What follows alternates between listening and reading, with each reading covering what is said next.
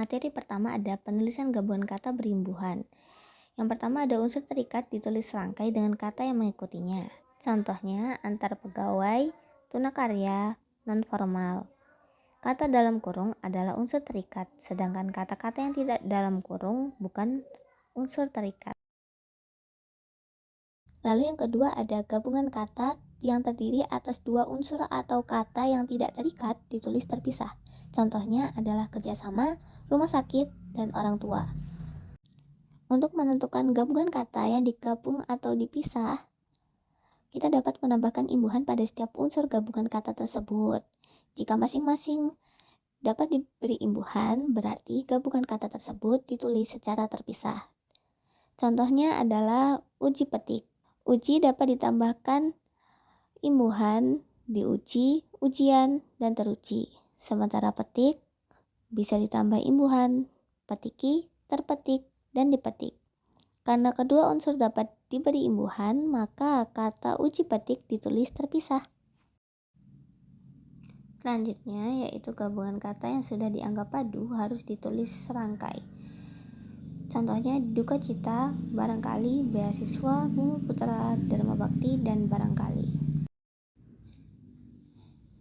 Selanjutnya, gabungan kata ditulis terpisah jika hanya mendapat awalan atau akhiran. Contohnya, semua pegawai harus bertanggung jawab terhadap tugas yang diemban. Bentuk dasarnya adalah tanggung jawab dan mendapat awalan yaitu ber. Karena hanya mendapat awalan berupa ber, jadi gabungan kata tanggung jawab harus ditulis terpisah menjadi bertanggung jawab. Lalu ada gabungan kata yang semula terpisah ditulis serangkai jika mendapat awalan dan akhiran sekaligus. Contohnya, pemerintah tidak boleh menganaktirikan wilayah terpencil dalam pelaksanaan pembangunan. Bentuk dasarnya adalah anaktiri dan mendapat imbuhan men dan kan. Jadi penulisannya itu yang atas salah. Dengan demikian, karena mendapat awalan dan akhiran, jadi penulisannya digabung dan menjadi seperti kalimat paling bawah.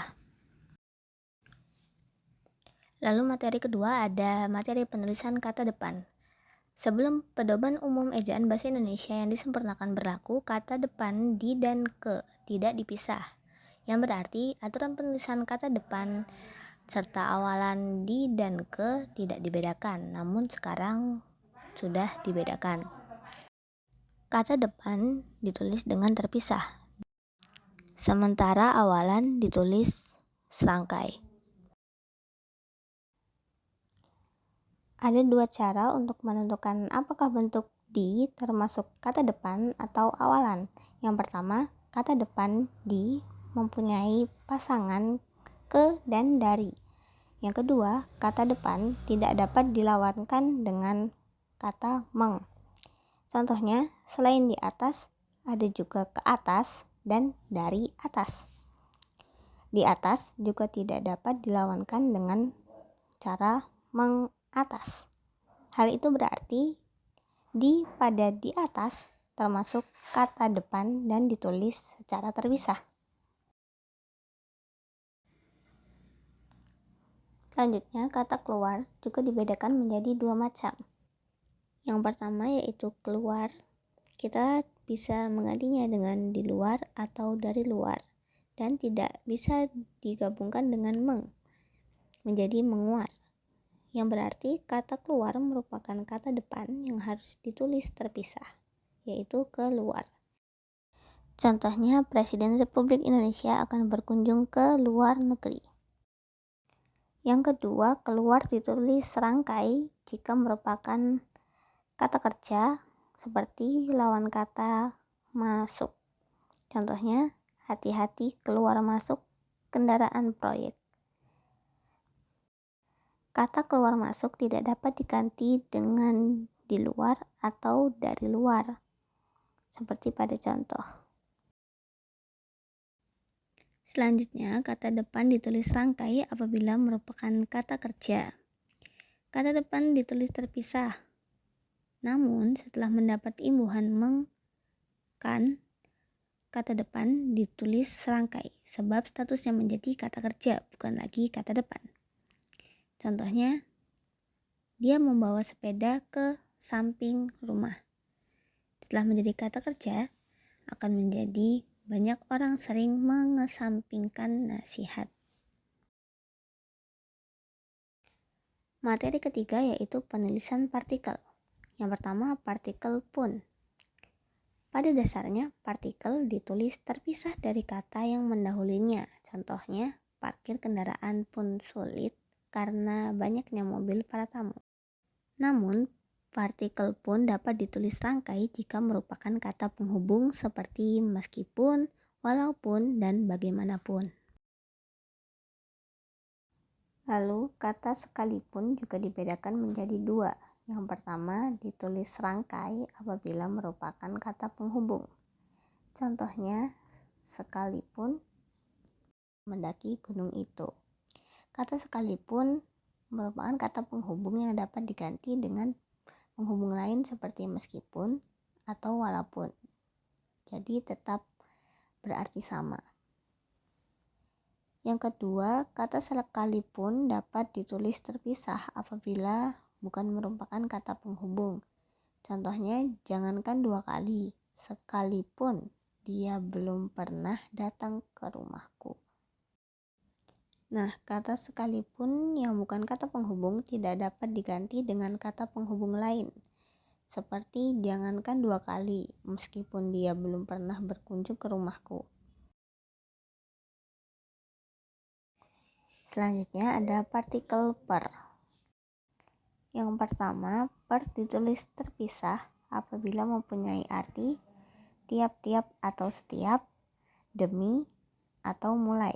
Contohnya, harga kain itu Rp200.000 per meter dan mahasiswa diminta keluar ruang kuliah 1 per 1 secara tertib.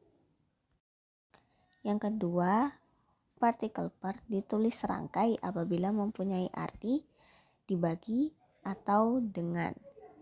Contohnya, 2/3 penduduk kampung itu masih tergolong miskin dan dia menghubungi saudaranya yang di kota per telepon. Yang ketiga, per ditulis serangkai apabila merupakan awalan, bukan partikel. Contohnya, perlebar gelaran tikarnya agar dapat memuat banyak tamu. Imbuhan per tersebut berarti membuat jadi lebih lebar. Selanjutnya, materi keempat yaitu penulisan singkatan dan akronim. Singkatan dan akronim merupakan bentuk pendek dari sebuah kata atau lebih. Perbedaannya terletak pada jika singkatan dilafalkan huruf demi huruf, sedangkan akronim dilafalkan seperti kata. Contoh singkatan seperti MPR, RRI, dan SMA. Sedangkan akronim yaitu AURI, Balita, dan Bandara. Penulisan singkatan dapat dibedakan menjadi dua, yaitu yang pertama ditulis dengan tanda titik atau tanpa tanda titik, yang kedua ditulis dengan kapital atau huruf kecil. Yang pertama, singkatan yang diikuti tanda titik. Singkatan diikuti tanda titik jika berupa nama orang, gelar, sapaan, jabatan, dan pangkat.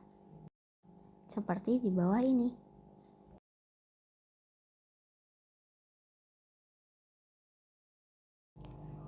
Singkatan yang terdiri dari 3 huruf atau lebih juga ditulis dengan tanda titik dan huruf kecil. Contohnya DLL, DSP, dan YTH. Tidak ada aturan baku untuk membuat singkatan. Jadi, suatu singkatan tidak dapat dikatakan salah. Misalnya menulis jalan dengan disingkat menjadi JL, bukan JLN. Karena tidak ada aturan yang baku, maka hal ini sah-sah saja. Yang terakhir, yaitu singkatan yang terdiri atas dua huruf yang biasa dipakai dalam surat penyurat, juga ditulis dengan tanda titik, seperti AN atas nama, DA dengan alamat, dan seterusnya. Yang kedua, ada singkatan yang tidak diikuti dengan tanda titik. Yang pertama, singkatan nama lembaga pemerintah dan ketatanegaraan, lembaga pendidikan, badan atau organisasi, dan dokumen resmi, seperti MA, RRI, dan UGM. Yang selanjutnya ada singkatan yang terdiri atas huruf-huruf awal dan bukan nama diri, seperti SMP dan PTN. Singkatan juga tidak diikuti dengan tanda titik ketika merupakan lambang kimia, suatu ukuran, takaran, timbangan, atau mata uang. Contohnya seperti ZN, RP, dan KM. Penulisan singkatan lambang kimia dan mata uang diawali dengan huruf kapital karena mengikuti cara penulisan internasional. Begitupun dengan penulisan satuan takaran, namun ia memakai huruf kecil. Selanjutnya ada akronim. Yang pertama, penulisan akronim yang terdiri dari huruf-huruf awal, baik nama diri maupun bukan nama diri. Akronim bukan nama diri seperti SIM, BBM, dan BP. Sedangkan yang merupakan nama diri seperti BKN, FBSI, dan HWP. Di dalam kalimat, nama diri harus ditulis dengan huruf awal kapital, sedangkan yang bukan nama diri ditulis dengan huruf kecil semua dimanapun posisinya. Contohnya seperti di bawah ini. Yang kedua, ada akronim nama diri yang berupa gabungan suku kata atau gabungan huruf, baik nama diri maupun bukan nama diri. Akronim yang merupakan nama diri ditulis dengan huruf awal kapital, sedangkan yang bukan nama diri ditulis dengan huruf kecil semua, sama seperti yang pertama tadi. Contohnya, yang bukan nama diri yaitu Moge, motor gede, dan yang nama diri Ikadin, Ikatan Advokat Indonesia. Materi yang kelima yaitu penulisan angka dan lambang bilangan. Yang pertama ada lambang bilangan yang harus ditulis dengan angka. Lambang bilangan harus ditulis dengan angka jika merupakan ukuran, waktu, dan nilai uang. Salah satu contohnya yaitu papan berukuran 4 meter. 4-nya ditulis dengan menggunakan angka. Yang kedua, ditulis dengan angka apabila untuk menomori alamat seperti jalan, rumah, atau kamar. Contohnya seperti di bawah ini. Lalu yang ketiga, ditulis dengan angka apabila untuk menomori bagian karangan dan ayat kitab suci. Contohnya seperti surat Al-Baqarah ayat 3-4. Yang kedua ada penulisan lambang bilangan dengan huruf. Lambang bilangan yang ditulis dengan huruf merupakan lambang bilangan yang dapat dinyatakan dengan satu atau dua kata, kecuali jika dipakai secara berurutan. Contohnya seperti hadir 5 orang gubernur. Angka 5 ditulis dengan menggunakan huruf, karena menyatakan satu kata. Selanjutnya ada kita menerima 5 orang tamu, 2 orang Riau, dan 3 orang dari Bali. Penulisan angka pada kalimat tadi ditulis dengan angka bukan huruf karena dipakai secara berurutan. Selanjutnya yang ketiga yaitu penulisan lambang bilangan dengan angka dan huruf sekaligus. biasanya dipakai dalam kwitansi atau perundang-undangan. Contohnya yaitu pidana penjara paling lama 10 tahun, di mana angka 10 ditulis dengan angka dan juga ditulis dengan huruf. Dan yang terakhir ada penulisan lambang bilangan tingkat, seperti pada contoh di bawahnya. Materi yang keenam yaitu penulisan kata ganti dan kata sandang. Yang pertama ada kata ganti. Penulisan kata ganti ku proklitik, ku enklitik, mu, dan nya ditulis rangkai dengan kata yang mengikutinya, seperti ku ambil, bukuku, pendapatmu, atau masalahnya. Sedangkan untuk kata ganti kau, tidak semuanya ditulis secara serangkai. Kau ditulis rangkai jika berfungsi sebagai predikat. Tolong kau ambilkan buku itu. Dan kata ganti kau ditulis terpisah dari kata yang mengikutinya jika berfungsi sebagai subjek. Contohnya, kau akan mendapat hadiah. Selanjutnya yaitu kata sandang si dan sang.